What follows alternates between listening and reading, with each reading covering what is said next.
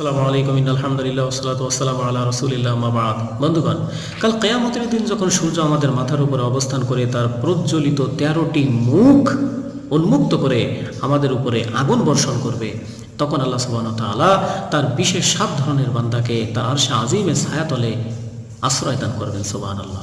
সহিহ বুখারীর 660 নম্বর হাদিস, হযরত আবু হুরায়রা থেকে বর্ণিত, নবীজি ইরশাদ করেছেন, সাবআতুন ইউযিল্লুহুমুল্লাহ ফি যিল্লিহি ইয়াওমা লা যিল্লা ইল্লা যিল্লুহু। কাল কিয়ামতের দিন 7 শ্রেণীর ব্যক্তিকে আল্লাহ পাক আশ্রয় দিবেন। এক ইমামুন আদিলুন, সেই ন্যায় বিচারক বাদশা যে নাকি কোরআন এবং সুন্নাহ মোতাবেক সঠিকভাবে বিচার কার্য পরিচালনা করে। ন্যায় বিচারক বাদশা সম্পর্কে আল্লাহ তাবারক ওয়া তাআলা তার 4টি গুণ বর্ণনা করেছেন সূরা হজ্জের 41 নম্বর আয়াতে। আল্লাহ বলেন, আল্লাযীনা ইমাক্কানাহুম ফিল আরদি আকামুস সালাওয়াতা ওয়াজ যাকাতা ওয়া আমারু বিল মারুফ ওয়া নাহাউ আনিল মুনকার।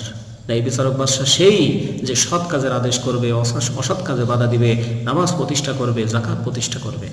2 নম্বর হলো রাজুলুন কলবুহু মুআল্লাকুন বিল মাসাজিদ, সেই নামাজি ব্যক্তি যে একক সালাত আদায় করার পরে পরবর্তী সালাতের জন্য তার হৃদয় সবসময় উদাসীন থাকে, অর্থাৎ তার হৃদয় মনটি সবসময় মসজিদের সাথে মুআল্লাক থাকে, আবদ্ধ থাকে। 3, সেই যুবক শাবুন নাশা ফি ইবাদাতিল্লাহি তাআলা, ওই যুবক যে নাকি তার যৌবনকালটিকে আল্লাহ পাকের আরাধনায় কাটিয়েছে। সুবহানাল্লাহ। 4, সেই ব্যক্তি যে নাকি অতি সন্তর্পণে গোপনে আল্লাহকে স্মরণ করে চোখের অশ্রু ঝরায়। সুবহানাল্লাহ। 5, সেই সাদাকাকারী ব্যক্তি যে নাকি অতি গোপনে, এত গোপনে সে সাদকা করে যে ডান হাত যখন সাদকা করে তার বাম হাতও টের পায় না। সুবহানাল্লাহ। এরপরে 6 নম্বর, সেই ব্যক্তি যাকে সম্ভ্রান্ত কোনো পরিবারের নারী তাকে কুপ্রস্তাব দেয়, আর সে সময় সে আল্লাহ পাককে ভয় করে সেই প্রস্তাবকে প্রত্যাখ্যান করে। সুবহানাল্লাহ।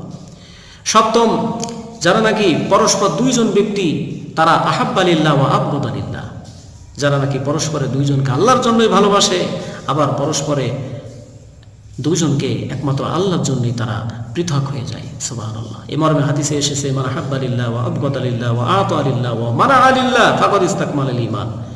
যারা নাকি যে নাকি আল্লাহর জন্য ভালোবেসেছে, আল্লাহর জন্য কারোর সাথে সম্পর্ক ছেদ করেছে, আল্লাহ পাকের জন্যই কাউকে দান করে, আবার আল্লাহ সন্তুষ্টির জন্যই কাউকে দেওয়া থেকে বিরত থাকে, ফাকাদ ইসতাকমালাল ঈমান, সেই সময় তার ঈমান পরিপূর্ণতা লাভ করে। সুবহানাল্লাহ।